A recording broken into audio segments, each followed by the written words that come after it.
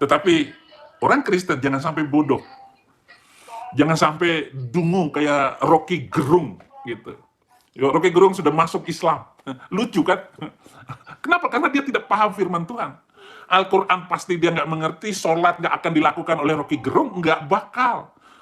Siapa Rocky Gerung kayak begitu mantan Kristen kok masuk Islam? Kan on. Nah, jangan seperti itu. Assalamualaikum warahmatullahi wabarakatuh. Masih kembali di channel terbaru saya. Terima kasih kepada teman-teman masih setia menonton, mendukung, menyaksikan konten-konten dari channel ini. Tentunya kita sudah melihat bagaimana cuplikan videonya.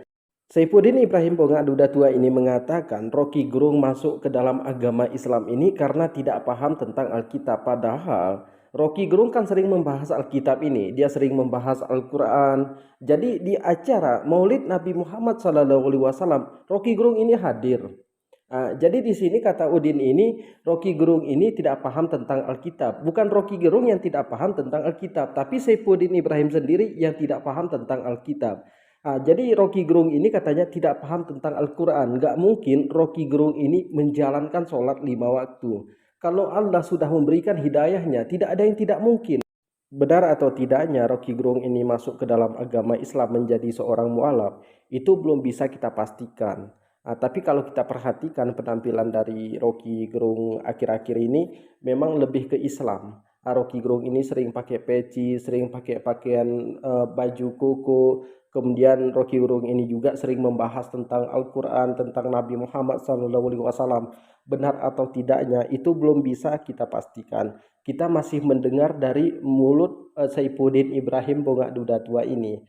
Kalau seandainya pun benar Bang Rocky Gerung ini sudah menjadi seorang mualaf, Bang Rocky Gerung ini mengatakan, bye-bye Bang Saifuddin Ibrahim. Jadi kita lanjutkan dulu. Jadi bagaimana kenaikan Yesus Kristus dan kebangkitannya itu tidak diperlihatkan kepada semua orang. Tetapi, agar pemberitaan firman ini disampaikan lewat penginjilan-penginjilan. Jadi ada fungsi Roh Kudus yang ada di dalam diri kita ini untuk mengajarkan kepada orang lain. Itu pula kenapa saya itu bangga menjadi orang Kristen dan bangga menjadi guru Injil. Saifuddin Ibrahim ini menyebut dirinya itu guru Injil. Guru Injil dari mana? Ketika masih menjadi seorang Muslim, Saifuddin Ibrahim ini mengakunya sebagai guru Al-Quran. Padahal Saifuddin Ibrahim ini hanya satpam. Sekarang Saifuddin Ibrahim mengakunya guru Injil. Padahal Udin ini sekarang guru donasi. Din. Lo jangan buat malu lah biar nggak ditinggalin istri. Ngakunya guru Injil, ternyata guru donasi. Saifuddin Ibrahim juga di sini membahas tentang kebangkitan Yesus di hari ketiga. Jadi buat teman-teman sekalian di sini, kenapa orang Kristen itu menuhankan Yesus? Ini sebenarnya semuanya ulah dari Paulus. Jadi Paulus ini mengatakan bahwa dia mendengar dan melihat Yesus ini mengaku Tuhan setelah Yesus ini disalibkan. Jadi di sisi ini Paulus mengatakan ada saksinya. Tapi kesaksian Paulus yang lain ketika dia mendengar, melihat Yesus dan mendengar Yesus ini mengaku dirinya Tuhan, tidak ada saksi. Disinilah kebohongan dari Paulus ini. Makanya orang Kristen bertuhan kepada kepada Yesus. Dan kenapa juga orang Kristen mengatakan Yesus itu sebagai penebus dosa? Ini kan ulah dari Paulus semua. Jadi Paulus yang mengatakan tersalibnya Yesus di kayu salib itu untuk menebus dosa manusia. Jadi kepada teman-teman jangan kemana-mana dulu, kita lanjutkan. Kemudian yang kedua, menyediakan tempat bagi orang-orang yang percaya di sorga. Yesus ke sorga menyiapkan tempat bagi orang yang percaya. Halo? Dan untuk menunjukkan bahwa misinya untuk menebus dosa kita sudah selesai. Di atas kayu salib, tetelestai. Nah, saya bersyukur kalau tiap tahun ini bertambah terus Muslim Indonesia terima Yesus Kristus. Kata Udin ini, Yesus naik ke sorga itu menyiapkan tempat bagi orang yang percaya kalau Yesus ini Tuhan. Jadi anehnya di dalam sorga mereka bukan menistakan agama mereka ya, tapi menjawab ocehan dari Saifuddin Ibrahim. Di sorga mereka ini nanti akan terjadi peperangan antara Mikail dan naga. Ini kan tempat abadi kalau sorga ini, kok bisa terjadi peperangan? Dan dikatakan juga di dalam Alkitab, sorga mereka ini hanya muat 144.000 orang. Ini kan cuma satu kabupaten kalau di negara kita. Yang lainnya mau dikemanakan bro?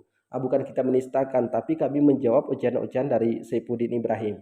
Jadi kata Udin, Misi Yesus ini sudah selesai dengan tersalibnya di atas kayu salib. Jadi tersalibnya di atas kayu salib itu untuk menebus dosa manusia. Makanya misi Yesus itu sudah selesai. Dosa siapa yang ditebus oleh Yesus? Kepada siapakah Yesus ini menebus dosa manusia? Kalau kita mengajukan dua pertanyaan ini ke pendeta besar pun tidak mampu menjawab pertanyaan ini. Lalu bagaimana nasib orang sebelumnya, sebelum Yesus? Sebelum zaman Yesus bagaimana nasib orangnya? Jadi buat teman-teman sekalian, di sini kata Saifuddin Ibrahim, semakin banyaknya orang menerima Yesus itu sebagai Tuhan masuk ke dalam agama Kristen menjadi seorang murtad. Apakah benar yang dikatakan oleh Saifuddin Ibrahim? Ini hanya membuat Kristen itu tersanjung untuk menarik donasi. Jadi Saifuddin Ibrahim ini menyiapkan pancing dengan mengatakan dirinya itu sebagai mantan guru besar Al-Quran. Kemudian Saifuddin Ibrahim ini menjadikan umpannya itu mengatakan banyaknya orang terima Yesus. Jadi itulah umpan donasi Saifuddin Ibrahim. Jadi kalau kita kaji dan kita bahas masalah jumlah Kristen di negara kita ini, mungkin ini akan membuat saudara kita yang di Kristen malu. Jumlah Kristen di negara kita ini hanya 7,47% di akhir tahun 2022. Lalu berapa jumlah Muslim di negara kita ini? Jumlah Muslim di negara kita ini itu 86,93%, tidak sebanding 7,47% dibandingkan dengan 86,93%, masih jauh sekali ke bawah. Jadi itulah jumlah Kristen di negara kita ini. Bukan kita membenci orang Kristen, tidak. Saya banyak berteman dengan orang Kristen. Saya tidak pernah membenci mereka. Saya bergaul baik dengan mereka. Tapi kali ini kita membahas Alkitab karena kita itu membalas ocehan-ocehan sampah dari Saifuddin Ibrahim Bongak Duda Tua ini. Mungkin cukup sekian. Assalamualaikum warahmatullahi wabarakatuh.